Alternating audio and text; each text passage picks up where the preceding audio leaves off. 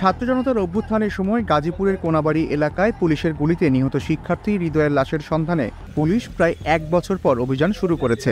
গ্রেপ্তারকৃত এক আসামির দেওয়া তথ্য মোতাবেক ওই অভিযান চালায় আন্তর্জাতিক অপরাধ ট্রাইব্যুনালের তদন্ত টিমের নেতৃত্বে ডুবুরি দল। ২৪ জুলাই সকালে টঙ্গী ও ঢাকার ডুবুরি দলের সহযোগিতা নিয়ে গাজীপুর মহানগরীর কড্ডা এলাকায় তুরাগ নদীতে ওই অভিযান চালানো হয়। এখানে একজন শহীদের লাশ এই কড্ডা ব্রিজের নিচে হয়তো বা ফেলা হয়েছে ধরনের তথ্যের ভিত্তিতে আমাদেরকে অনুরোধ জানানো হয় যে এখানে আমরা যেন ডুবুরির মাধ্যমে একটা তল্লাশি করি আর কি।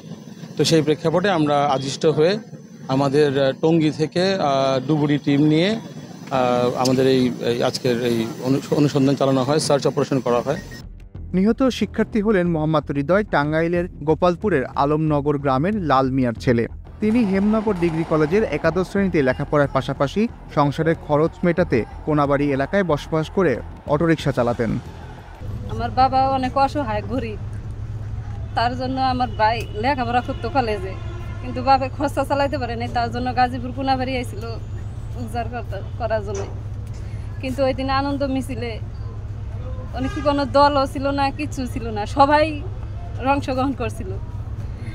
আমার ভাইও অনেক অংশগ্রহণ করছিল, কিন্তু পুলিশে আমার ভাই দৌড়ে অনেক ভিডিও আছে, দেখেন আপনারা, এক ভিডিওর ভিতরে এক জায়গায় যায় পলায়, ওখান থেকে আমার বাইরে ধরে নিয়ে পুলিশে শরীফ মেডিকেলের সামনে ঠেকায় গুলি করে, আরেকজনে কেঁচাদা ফালায় হাতে।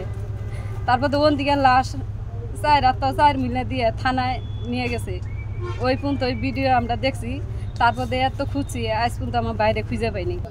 ওই ঘটনায় গত বছরের ২৬ আগস্ট নিহতের ফুফাতো ভাই মোহাম্মদ ইব্রাহিম বাদী হয়ে কোনাবাড়ি থানায় মামলাটি করেছেন। মামলায় অজ্ঞাত পুলিশ সহ অনেকের নাম উল্লেখ করা হয়েছে। ইন্টারন্যাশনাল ট্রুথ জাস্টিস প্রজেক্ট এবং টেক গ্লোবাল ইনস্টিটিউট হৃদয়ের ভিডিও ফুটেজের ফরেনসিক বিশ্লেষণ করে প্রামাণ্যচিত্র বানিয়েছে। সেই প্রামাণ্যচিত্রে হৃদয়কে গুলি করার দৃশ্যও ছিল। মূলত তারপর থেকে হৃদয়ের ঘটনা আবার আলোচনায় আসে। মামলাটি গোয়েন্দা পুলিশ তদন্ত করছে। মোহাম্মদ হৃদয়ের লাশও এখন পর্যন্ত খুঁজে পায়নি তার পরিবার।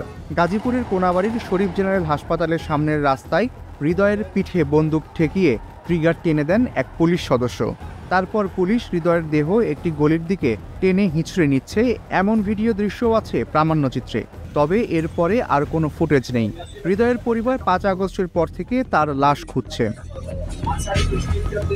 মামলার এজাহারে বলা হয়েছে, পুলিশ সদস্যরা মোহাম্মদ হৃদয়কে দোকান থেকে টানা হেঁচড়া করে রাস্তার উপর নিয়ে যান। পরে তাকে পুলিশ সদস্যরা ঘেরাও করে আগ্নেয়াস্ত্র পেটের মধ্যে ঠেকিয়ে গুলি করে নির্মমভাবে হত্যা করে, যা বাদী মোহাম্মদ ইব্রাহিম ও আশপাশের লোকজন ভিডিও ধারণ করেন।